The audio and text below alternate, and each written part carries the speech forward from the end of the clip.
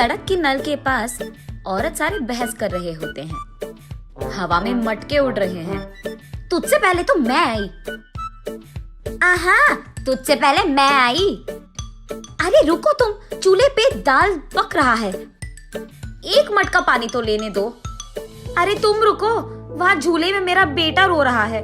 अरे निकलो, तुम्हारी कहानियाँ। चूल्हे पे दाल पक रहा है तो मैं क्या करूँ, और झूले में बच्चा रो रहा है तो मैं क्या करूँ। ऐसे उन दोनों औरतों को बगल में धकेलकर तीसरी औरत नल के पास आकर उसका मटका भर देती है। इतने में वही बगल में आमने सामने घरों में रहने वाले मंदाकिनी और मंगतायरू उनके अपने अपने मटके लेकर वहाँ आते हैं। एक दूसरे को देखते ही वो दोनों गुस्से से लाल हो जाते हैं। मंगतायरू और मंदाकिनी दोनों सास बहू हैं और दोनों एक ही घर में रहते थे। मंदाकिनी मंगतायरू से बहुत लड़कर उसके पति को मनाकर अपनी सास के घर से बाहर आ जाती है। दोनों का अतीत उनके सामने आता है। एक मटका पानी लाने के लिए इतना नाटक करती थी। जब भी कुछ काम बोलूं, यहाँ दुख रहा है, वहाँ दुख रहा है कहती थी। और अब देखो, मेम साहब सुबह ही उठकर मटका में पानी भरने नल के पास आ रही है। सुबह उठते ही सारे पकवान को भैंस की तरह खाती रहती है, चीजों को यहाँ से वहाँ तक नहीं लगाती है। लेकिन अब देखो, भैंस चल के आ रही है मटके पानी के लिए। ऐसे एक दूसरे को कोसते हुए वो दोनों नल के पास आते हैं। सबसे पहले मंगतायरू पानी के लिए उसकी मटका नल के नीचे लगाती है। लो, आ गई भैंस। आते ही अपना मटका लगा दिया इसने नल के नीचे, जैसे इसका बाप का जागिर हो। ऐसे उसका मजाक उड़ाकर मंगतायरू की मटके को एक जोर का झटका देती है। बस मटका ऊपर उड़कर नीचे गिरता है। बाप रे, कितनी घमंडी है ये। मेरे ही बेटे के पैसे खाते हुए मुझे भैंस कह रही है, और ऊपर से मेरे ही लटके को लात मारा तुमने। ऐसे कहते हुए मंदाकिनी की मटके को भी जोर का झटका देती है मंगतायरू। मैं तुम्हारे बेटे के पैसे नहीं खा रही हूँ, तुम ही मेरे पति के पैसे खा रहे हो। मेरे सारे बनाए हुए पकवान को सुबह से रात तक खाती रहती है तो भैंस की तरह ही दिखेगी ना। भैंस कहीं की मेरे ही मटके को लात मारती है। कितनी घमंडी है तू। मटके को ही नहीं, अगर मेरी सटकी ना, तेरे को भी मारूंगी, समझी? हाँ, जरूर मारेगी। इतनी घमंडी जो है। मेरे बेटे को मुझसे दूर कर दिया तूने, मेरे घर से उसको निकाल दिया तूने, और अब मेरे ही घर के सामने रह रही है।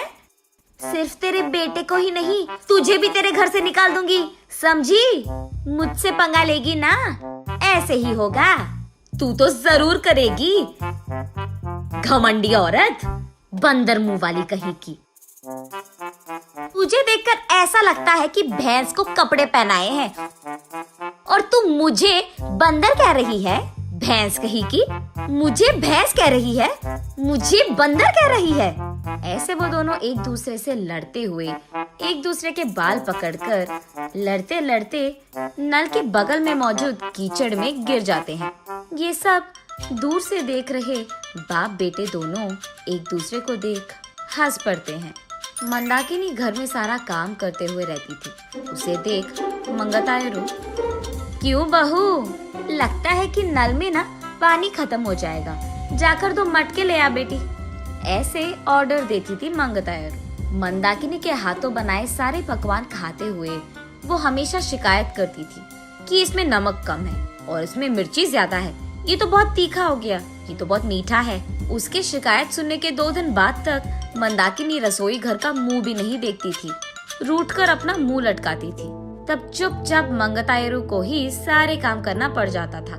जब मंदाकिनी सारा घर को साफ करके 2 मिनट लेट जाती थी, तब मंगतायरू, घर के सामने रंगोली कौन डालेगा, तेरा बाप। ऐसे वो दोनों हमेशा बहस करते हुए लड़ते थे। संदीप ऑफिस से लौटते ही एक तरफ मंगतायरू और दूसरी तरफ मंदाकिनी, दोनों उसको शिकायतें खूब सुनाते थे। ना अपने बीवी को बोलता था और ना ही अपनी माँ से कह पाता। अपने आप में बहुत निराश हो जाता था संदीप। बहुत दिन देखने के बाद अब उसके पास ताकत नहीं था।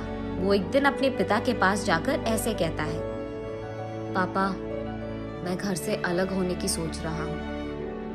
आपकी बहू भी मुझे हर रोज इसी बात के बारे में सताती रहती है।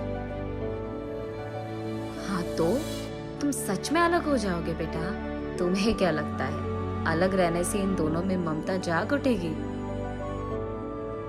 ममता और प्यार भले ही बाहर ना आए, लेकिन इन दोनों को इतना तो समझ आएगा कि एक दूसरे के बिना अपने अपने घरों में अकेले रहते हुए सारे काम अकेले करते हुए कितना मुश्किल है। अब दोनों को समझ में आना है ना पापा कि अलग रहना कितना मुश्किल है। ऐसे कहता है। हाँ ठीक है, तुम्हारी मर्जी, लेकिन अभी के अभी कहाँ जाओगे बेटा? मैं कहाँ जाऊंगा, हमारे घर के एकदम सामने जो घर है उसमें किराए पे रहूंगा। ऐसे बाप बेटे दोनों ऐसी योजना बनाते हैं जिनसे सास बहू अनजान है। इन दोनों को सबक सिखाना तो छोड़ो, एकदम पागलों की तरह लड़ रहे हैं ये दोनों। ऐसे कीचड़ में गिरे सास बहू को देख उनके चारों ओर मौजूद सारे गांव वाले जोर जोर से हंसते रहते हैं।